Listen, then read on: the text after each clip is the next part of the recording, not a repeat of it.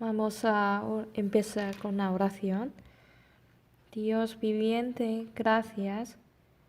Hoy, después de acabar todos los programas, estamos reuniendo en este lugar por la clase para la enseñanza de esta semana.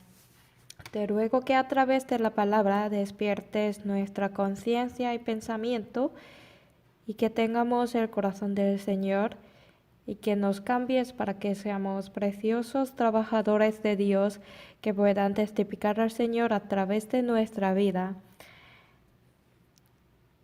En el mayo vendrán pronto el Día de los Maestros, sobre todo como maestro, como profesor, ante los estudiantes y ante Dios, podemos reflexionar más nosotros mismos como hemos vivido. Con tu gracia infinita hemos recibido el ministerio precioso de ser maestros y a pesar de que ha habido muchos errores y fracasos hasta ahora, sin embargo, gracias a Dios por ofrecer las gracias para que podamos encargar este ministerio. Ayúdanos a través de este ministerio a crecer y avanzar nuestra fe y ayúdanos a mostrarles correctamente a los estudiantes que el Señor vive y trabaja a través de nuestra vida. La palabra de hoy también la confiamos en el Señor. En el nombre de Jesucristo que nos ama, hemos orado. Amén. Vamos a buscar Éxodo capítulo 1.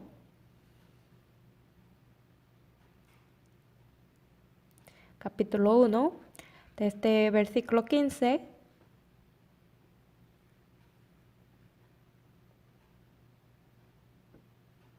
Desde versículo 15 hasta 22, vamos a leer juntos.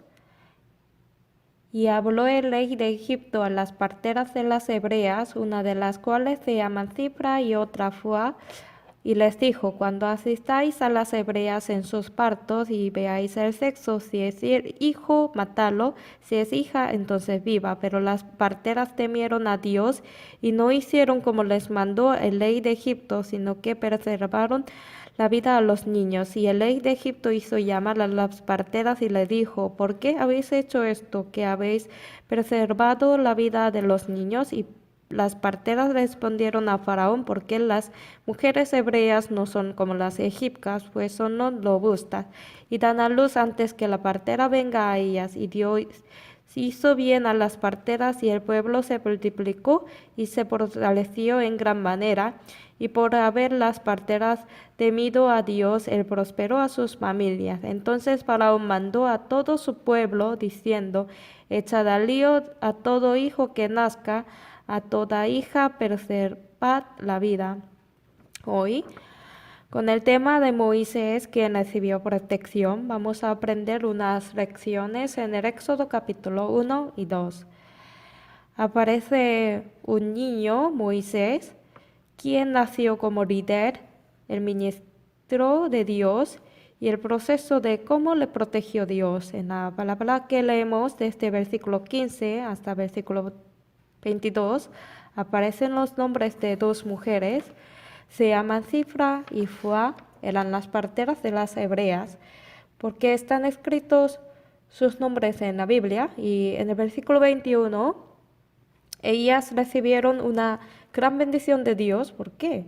Vamos a averiguarlo en un momento. Vamos a ver este impreso. Número 1, Cifra y Fua, las parteras, temieron a Dios. Y cuando se vive temiendo a Dios, Dios es responsable de toda su vida. Así está escrito en el versículo 16, en el impreso: cuando asistáis a las hebreas en sus partos y veáis el sexo, si es hijo, matadlo, y si es hija, entonces viva. Pero las parteras temieron a Dios y no hicieron como les mandó el rey de Egipto, sino que preservaron la vida a los niños. El rey de Egipto, que tenía gran autoridad, Faraón, mandó que mataran. Tenían que matarlos, pero preservaron la vida de los niños de Israel. ¿Cuál fue la razón principal? Temieron a Dios. Pues leyendo esto podemos entender que las parteras de las hebreas, Sifra y Fua, ofrecieron la vida a los niños de Israel, ya que temieron a Dios más que al faraón, el rey. Así que recibieron la bendición de Dios y él prosperó sus familias. En tales crisis, la principal razón por la que tomaron la decisión correcta fue temieron a Dios, porque valoraron mayormente a Dios. Por eso el temor a Dios es la base de nuestra vida cristiana, así podemos recibir la lección por el contexto. Y Salmo 111:5 ha dado alimento a los que le temen, para siempre se acordará de su pacto. Ha dado alimento a los que le temen. Eso decir, Dios tiene a cargo a los que le temen, ¿no? Vamos a mantener aquí y vamos a buscar Salmos capítulo 34. Capítulo 34, versículo 7.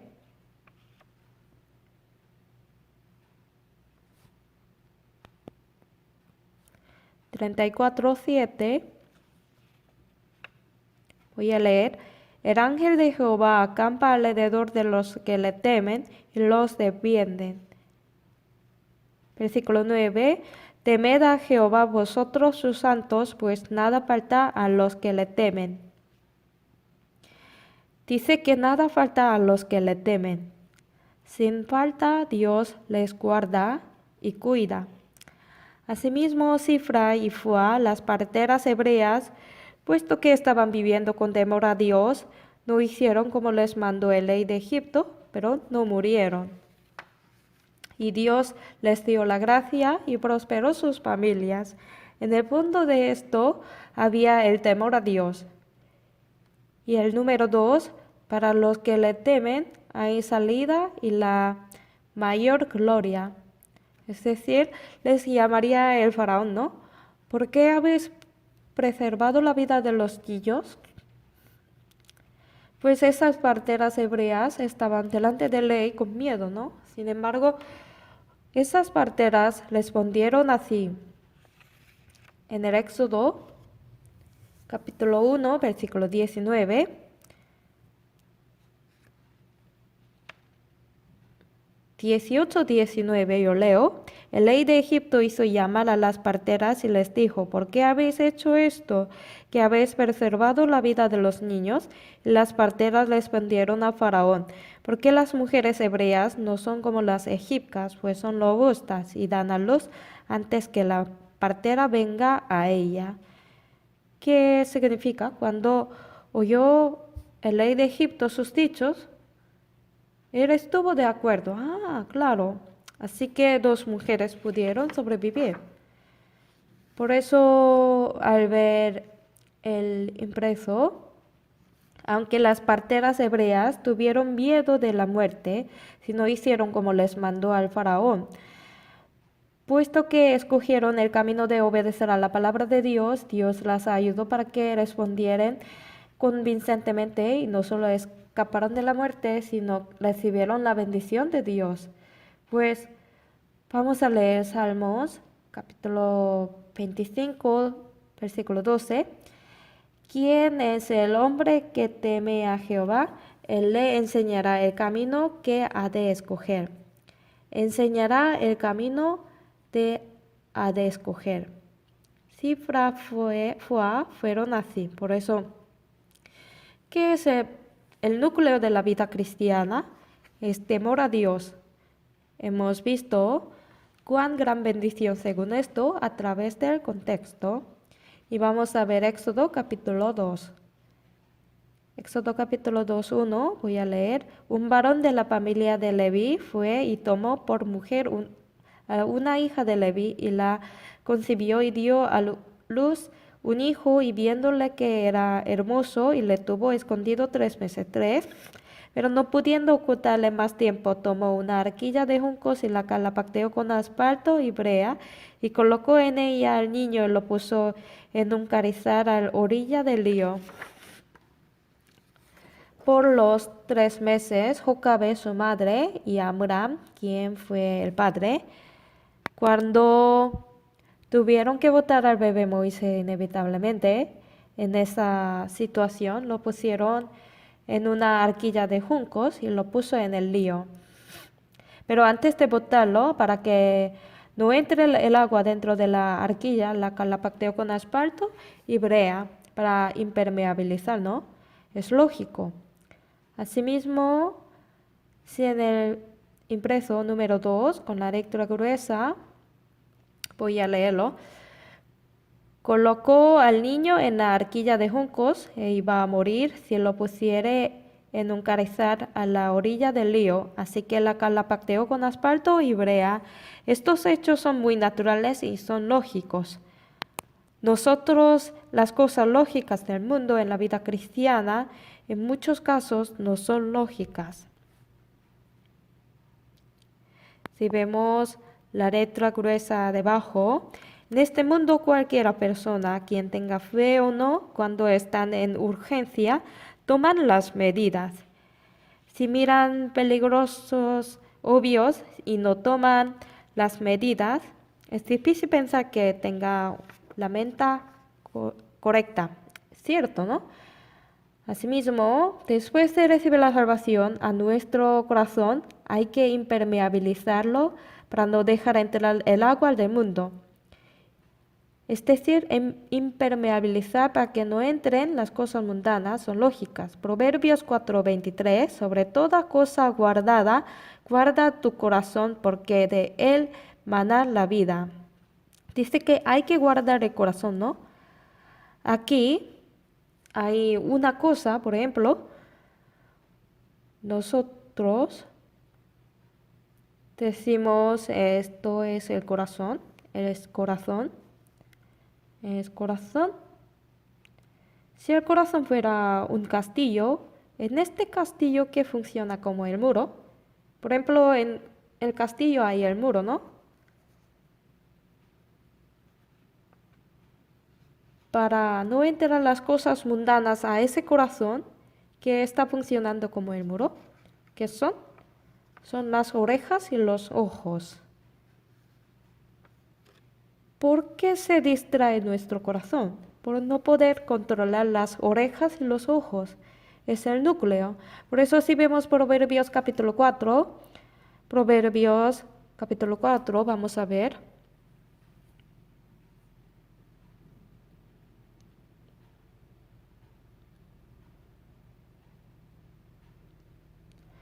Capítulo 4, hemos leído versículo 23, ¿no?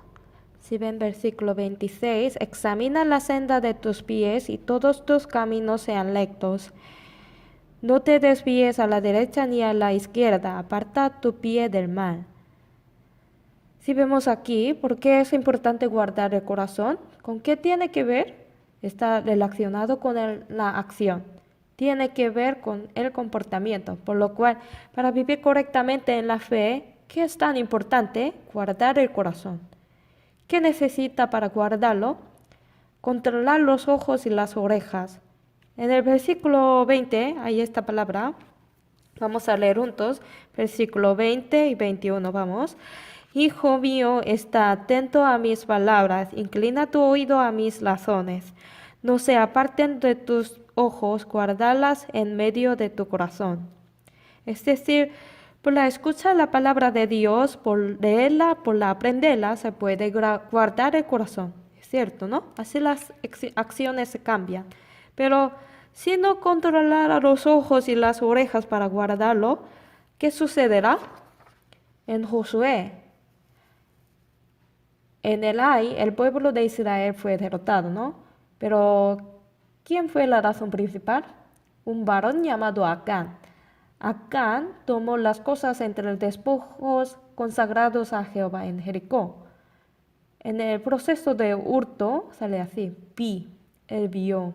Al principio él vio, codicié y tomé. Este Acán sabía que si tomara alguna cosa en Jericó recibiría anatema, como Josué 6. Sin embargo, hurtó las cosas consagradas a Jehová, aunque había experimentado la maravilla de Dios. Jericó se destruyó de modo sobrenatural, ¿no? Pero, ¿por qué las tomó? Vi. Por esto, entonces nosotros viviendo en este mundo, si no controlamos lo que vemos y escuchamos, ¿qué problema sucederá?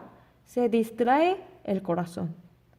¿Qué es lo más importante en la vida cristiana? Controlar los ojos y las orejas para que no se distraiga el corazón. Y también vamos a ver Efesios capítulo 4. Efesios capítulo 4, 26, versículo 26, 4, 26, 27, vamos a leer juntos. Airaos, pero no pequéis, no se ponga el sol sobre vuestro enojo, ni deis lugar al diablo. Mi hijo hace 2 o 3 días perdió el móvil de su mamá. No solo eso, también el teléfono de la casa. Pero, ¿por qué los perdió? Él se los iba a dar a su mamá, así que los metió en el traje de su taekwondo. Y se fue en bicicleta a donde estaba su mamá y le siguió a su mamá para darle el móvil. Pero en el camino encontró a su mamá y ella le dijo, ¿por qué viene? Así que volvió a casa, pero el móvil se desapareció. Yo, en cuanto escuché que él perdió el móvil, me dio mucho coraje, por instinto. Pero mi esposa mirando a mí, de hecho, después de escuchar toda la historia, él tenía la buena intención, que era pasárselo a su mamá. No iba a perderlo. Afortunadamente lo buscó, yo busqué en la oficina de la escuela, pero mirando todo el suceso me di cuenta de esa palabra, como está escrita aquí, airaos pero no pequéis. Se puede airar, ¿no? Pero convertirse eso en una acción, eso es pecado. Como está escrita aquí, no se ponga el sol sobre vuestro enojo, ni deis lugar al diablo. ¿Por qué? Porque aprovechándose, el diablo puede hacer la obra, así que no se ponga el sol sobre vuestro enojo. De mismo modo, prepárase perfectamente de antemano para no dar lugar al diablo, muy importante. Número 1, aquí. Eva, puesto que entendía inciertamente la palabra de Dios, dio lugar al diablo y cometió el pecado, ¿no? Y Adán, por la humanidad dio lugar al diablo. Es el caso representativo de lo que el diablo hizo caer, ¿no? Y número 3 es el desánimo. Si se acumulan la ansiedad y decepción, el diablo tendrá más oportunidad de poder obrar. Y se caen muchos por esa oportunidad, ¿no? Vamos a ver 1 Samuel, capítulo 12. 1 Samuel, capítulo 12. 12, versículo 20. Vamos a leer.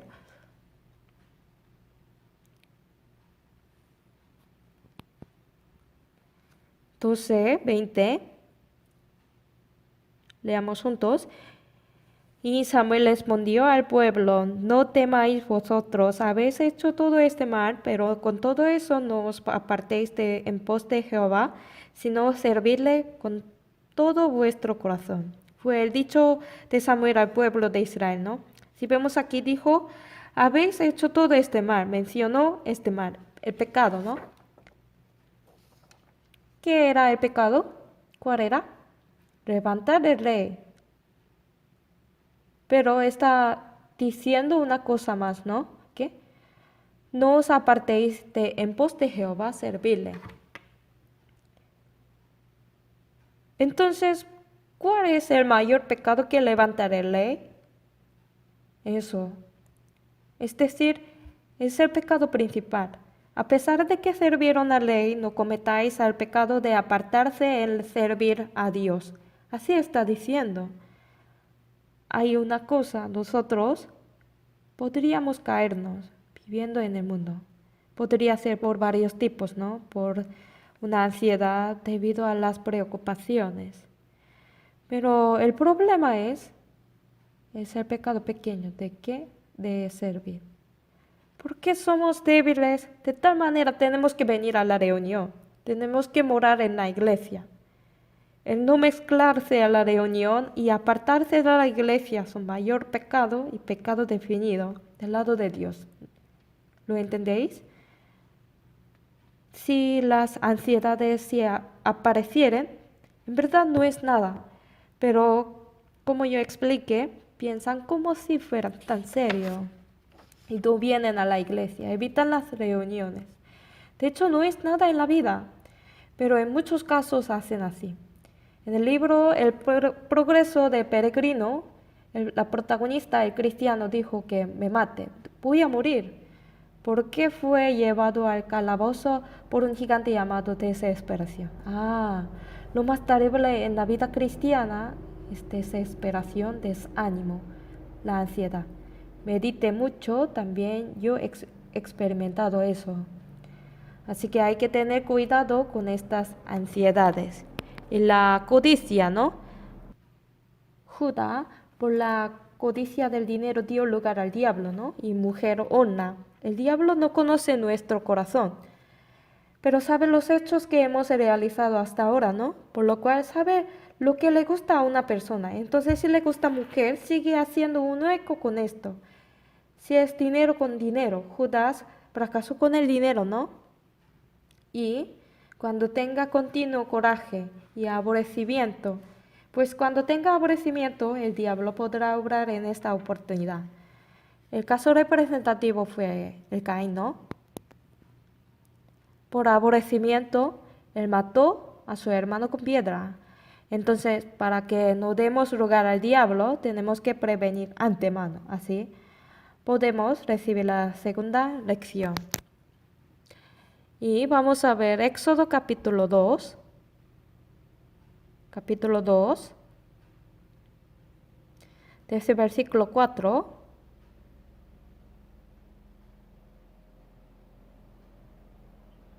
Hasta versículo 9 leamos juntos. Y una hermana suya se puso a lo lejos para ver lo que le acontecería. La hija de Faraón descendió a lavarse al río y paseándose sus doncellas por la ribera del río, vio ella la arquilla en un carrizal y envió una criada suya a la que lo tomase. Y cuando lo abrió y vio al niño, y aquí el niño lloraba, él teniendo compasión de él, dijo: de los niños de hebreos es este. Entonces su hermana dijo a la hija de Faraón: iré llamarte una nodriza de las hebreas para que te críe este niño. Y la hija de Faraón respondió: ve. Entonces fue la doncella y llamó a la madre del niño, la cual dijo a la hija de Faraón: lleva a este niño y críamelo, y yo te lo pagaré. Y la mujer tomó al niño y lo crió. Hasta aquí, si vemos el contexto, Moisés, quien había de morir, su hermana María le salvó. Ella fue una herramienta utilizada por Dios. ¿Cómo? He notado 3 razones. Aquí en el impreso, María no podía apartar los ojos del destino de Moisés, que estuvo en la arquilla de juncos. Habría el mando de mamá, pero también ella tenía el interés en sí misma. El corazón de María totalmente se inclinaba al destino de su hermano, es cierto, ¿no? Porque supo bien qué destino tenía su hermano.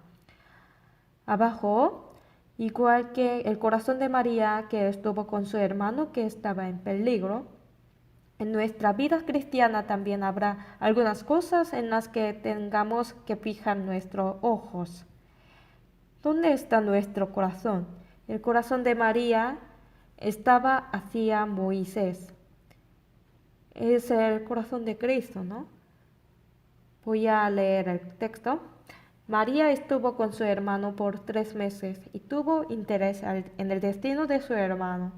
También supo muy bien sobre el destino de los demás bebés, claro. Especialmente para Moisés, que estaba en peligro de muerte, profunda preocupación estaba orando por él. Así que ella se puso a lo lejos al destino de su bebé. Debemos aprender el corazón de María. La muerte segunda es la más terrible que la muerte de cuerpo. La familia y los vecinos están destinados a este destino de ir al infierno. ¿Realmente estamos expresando la preocupación por ellos?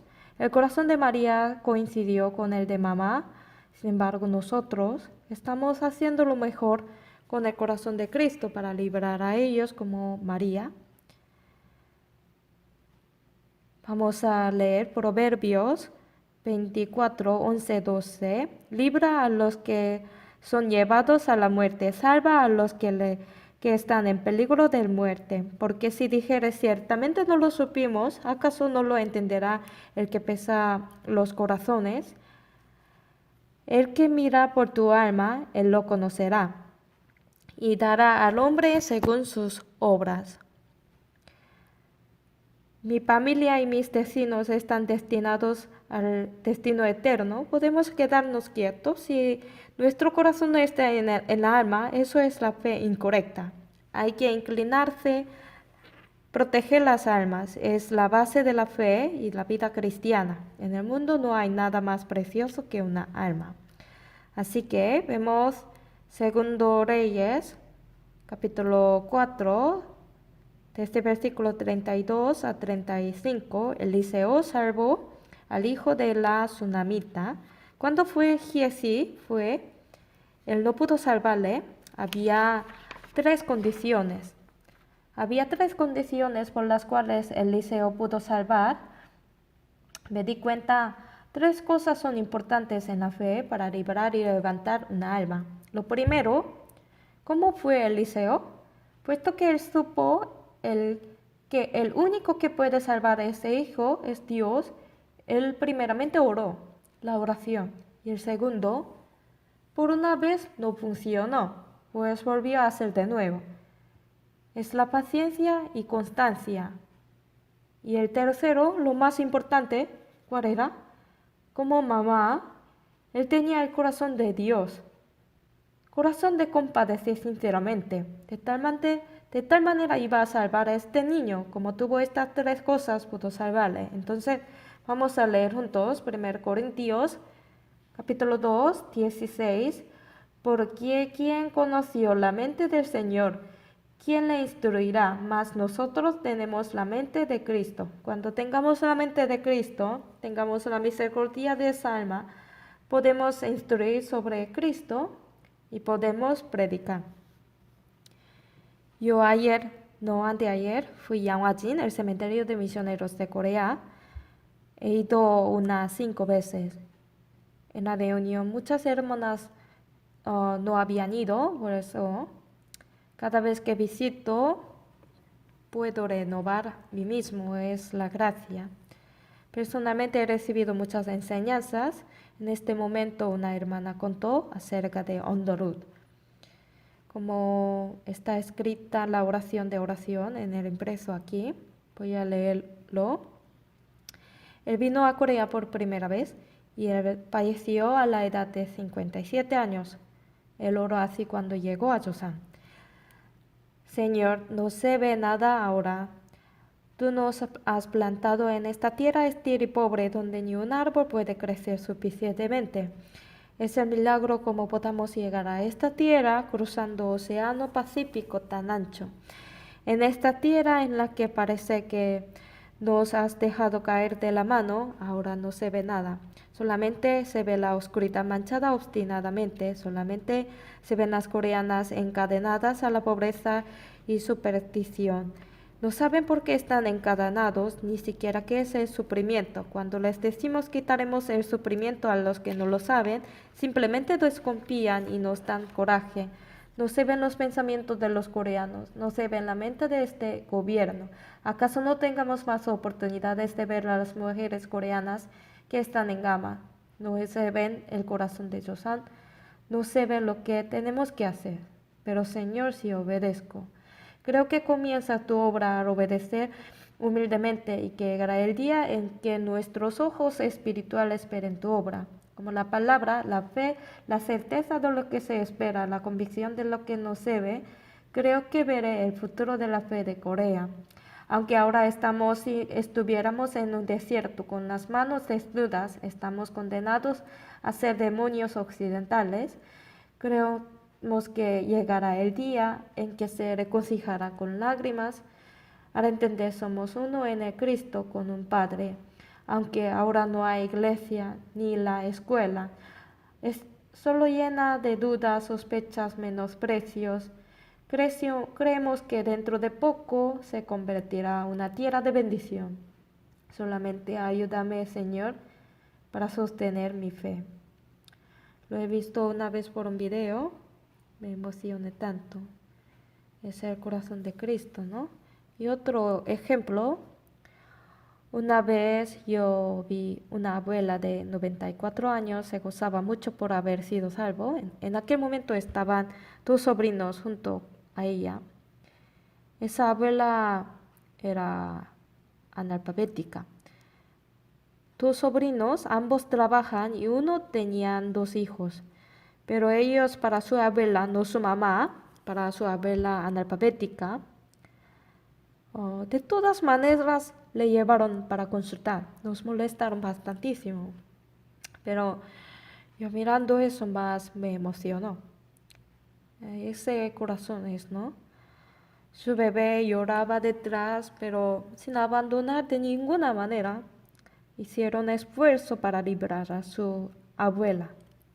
Ese corazón me conmovió así, de tal manera. Entonces, al ver que estaba feliz por escuchar el Evangelio, ese corazón tenía a María como mamá. Entonces, ¿cómo hizo? Si vemos en el segundo, no hizo otra cosa. Aún María era una niña, sabía muy bien sobre el destino de Moisés, así que no salió de ese lugar. Siguió mirando a Moisés hasta el fin. Aquí abajo vamos a ver, si la princesa apareciera en las cañas cuando María fuese a jugar dejando a su hermano, ¿qué podría hacer? Pero desafortunadamente los cristianos no mantienen sus corazones y ojos en sus familias, sino en su propio trabajo de la carne. Muchas personas están perdidas. En el segundo párrafo debajo, María estaba en su posición, estaba en la posición de atalaya. ¿Y mi posición está correcta? ¿Estoy en la posición correcta? Somos los vigilantes de alma. ¿Cuántas personas están haciendo otra cosa? ¿Están jugando con el pecado? Tenemos que saber que muchas almas están perdidas, ya que buscamos lo de la carne, no lo que del Cristo. Vamos a buscar Segundo Samuel capítulo 23, versículo 11. Buscamos Segundo Samuel.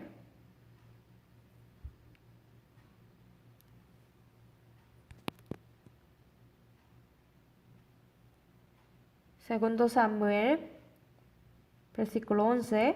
Sale un varón de los valientes de David. Después de este fue Samuel, hijo de los filisteos se habían reunido en Rei, donde había un pequeño terreno lleno de lentas. El pueblo había huido delante de los filisteos. Él entonces se paró en medio de aquel terreno y lo defendió y mató a los filisteos. Jehová dio una gran victoria. Se paró en medio y ¿qué? Defendió. Era lógico huir cuando los filisteos se habían reunido, ¿no? Pero hasta el fin él guardó su posición. No huyó. Defendiendo hasta el fin, se paró en medio de aquel terreno, lo defendió. Significa guardó su posición hasta la muerte. Al final, sorprendentemente, pudo vencer a los filisteos. Dios hizo una gran obra. Nosotros también tenemos la posición de que tenemos que guardarlo, ¿no? De ver el papel. Pero puesto que lo olvidamos tan fácilmente, muchas personas están perdiendo. Pues, ¿cuál es nuestro deber? Hechos, capítulo 4, vamos a ver. Capítulo 4.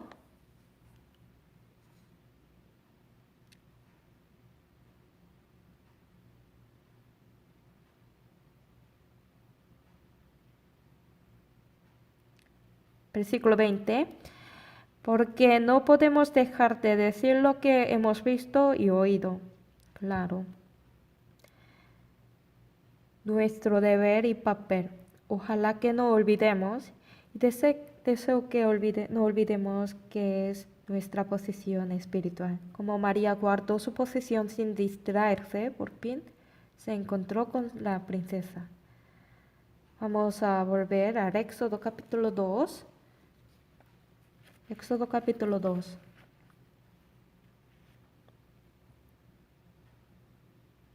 Capítulo 2.